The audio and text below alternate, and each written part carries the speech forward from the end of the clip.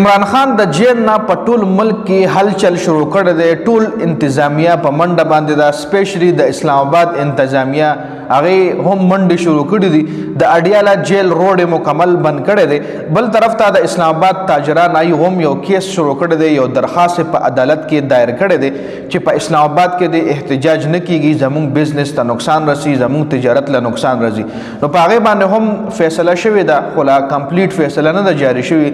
په هغې باندې هم جج خپله فیصله سلو کړې. دې نه مخکې چې هم د پی ټي آی کم احتجاج په اسلام آباد کې نو د هغې حوالې سره هم د اسلام آباد تاجرانو خپل درخواست دایر کړی چې د احتجاج دی په اسلام آباد کې نه کیږي. نو یو ځل بیا دغه تاجرانو درخواست دایر کړی دی چې احتجاج دی په اسلام آباد کې نه کیږي. فیصله چې کله هم مکمل جاری شي په هغې باندې به سره یو تفصیلا ویلاګ شریک کړم. خو بل توشاخانه د عمران خان توشاخانه کیس کې د عمران خان ضمانت جاری کېدو نه پس ډېر مخالفینو بیانات جاری کړل چې عمران خان ډیل وکړو. عمران خان ته چې کله هم یو کیس کې ریلیف ملو شي، یو کیس کې بری شي، نو دغه مخالفین وایي چې عمران خان په جیل کې ډیل وکړو. چونکې دې کیس کې جج صاحبانو ښه جنون فیصله کړې ده، ښه فیر فیصله یې کړې ده. خو بیا هم د عمران خان مخالفین وایي چې عمران خان ډیل کړی دی. خو دغه کیس نه پس په عمران خان باندې د یو بل کیس جوړ کو، یو وړوکی غونډې کیس دی. یو داسې کیس دی چې هغه ټایم دا کیس چې څه ټایم کېدو هغه ټایم عمران خان په جیل کې و، خو بیا هم په عمران خان باندې دی دا کیس جوړ کړی دی.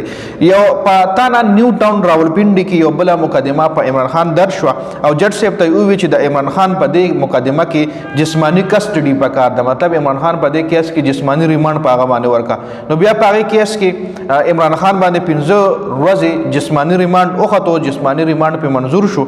تانا نیو ټاون کې دا مقدمه درج شوې وه په 28 ستمبر 2024 کې. پی ټي آی احتجاج کې توڑ پوڑ کړو. دا مقدمه په 28 ستمبر 2024 باندې په پی ټي آی باندې درج شوې وه.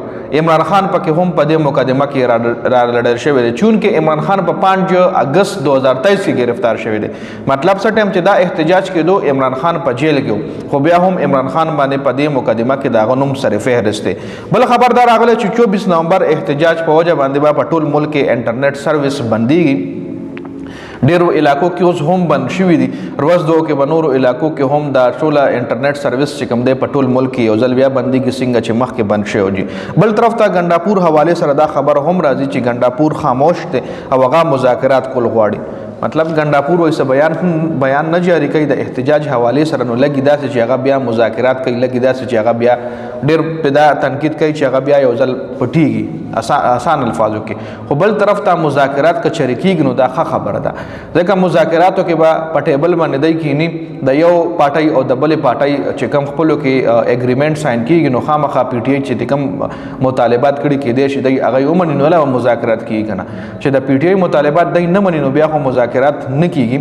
نو که چېرې مذاکرات کیږي نو دا ډېره ښه خبره ده. څه به خلک سړکونو لوځي، څه به احتجاجونه کیږي، څه به خلک په عذاب کیږي. نو دې نه احتجاج په ټیبل باندې که چېرې ختمیږي او دغه مذاکرات په ټیبل باندې سکسسفولي کېدای شي نو ښه خبره ده. جی په دې ویډیو کې دا اپډیټ شو. د ویډیو کتلو زیاته مننه. والسلام.